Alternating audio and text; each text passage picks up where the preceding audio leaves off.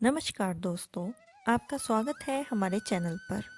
क्या आप जानते हैं कलयुग में एक ऐसा पाप है जो इंसान जाने अनजाने में हर रोज कर रहा है और गरुड़ पुराण के अनुसार इस एक पाप से जीवन में दुख, रोग और नरक निश्चित हो जाता है। आज की ये कथा आपके जीवन को बदल सकती है। शास्त्रों के अनुसार 4 युग होते हैं: सतयुग, त्रेता युग, द्वापर युग और कलयुग। कलयुग को पाप और अधर्म का युग कहा गया है। इसमें सत्य कम होता है, स्वार्थ बढ़ता है, रिश्तों में दिखावा आता है। गरुड़ पुराण में कहा गया है कि कलयुग में इंसान पाप को पाप नहीं समझ। कलयुग का सबसे बड़ा पाप यही है, जानते हुए गलती करना और उसे गलत नहीं मानना। माता पिता का अपमान करना, भूखे को भोजन न देना, झूठ बोलना, धोखा, अहंकार, किसी का दिल दुखाना। शास्त्र कहते हैं जो इंसान दूसरों के दुख देखकर भी चैन से सो जाता है, वही कलयुग का सबसे बड़ा पापी कहलाता है। गरुड़ पुराण में वर्णन है, जब ऐसे इंसान मरते हैं तो यमदूत उन्हें लेने आते हैं। आत्मा डरती है, शरीर छोड़ना कठिन होता है, कर्म सामने आता है। यमराज आत्मा से पूछते हैं, क्या तूने किसी का दिल दुखाया या तूने किसी का अपमान किया?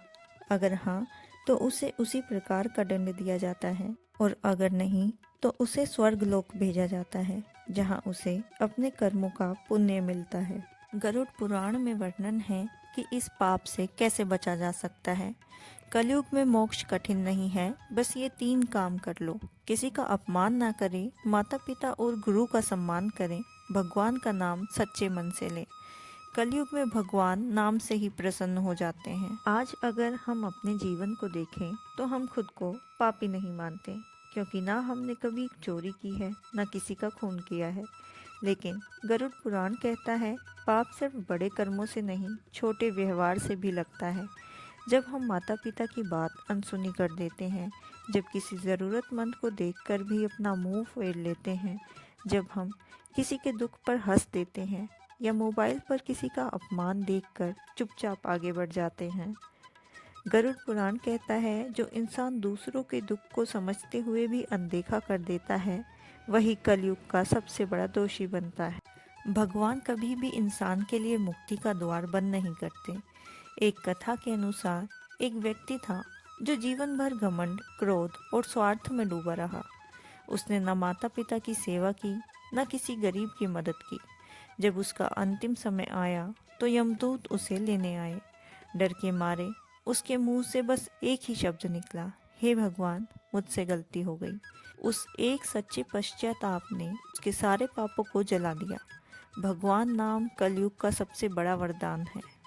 अब कुछ क्षण के लिए अपने मन को शांत करें। अगर संभव हो तो अपनी आंखें बंद कर लीजिए।